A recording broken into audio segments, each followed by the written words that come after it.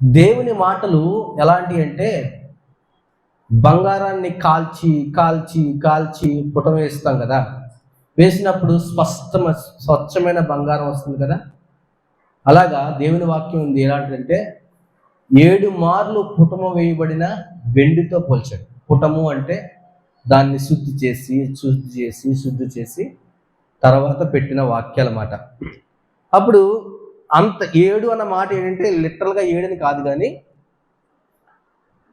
దాంట్లో మలినం పోయేంత వరకు అని అర్థం. 7 అంటే ఏంటి? సంపూర్ణం, పూర్తిగా దానిలో ఉన్న ప్రతి మలినం పోయేంత వరకు స్వచ్ఛమైన వెండి, స్వచ్ఛమైన బంగారం అన్నట్టుగా.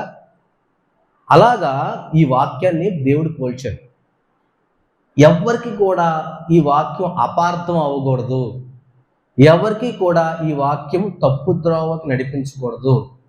అయితే దేవుని లేఖనం ఎంత స్పష్టంగా ఉందంటే కొంచెము కూడా దాన్ని తప్పు పట్టలేంత స్పష్టతతో ఉంది ఈ వాక్యం. బైబిల్లో ఏ ఎక్కువ కోవ చూసినా ఒకవేళ ఆ వాక్యం చూసి మనకు తప్పుగా కనిపిస్తుంది అనుకో, ఒకసారి ఆ అధ్యాయం అంతా చూస్తే అబ్బాయి తప్పు కాదు.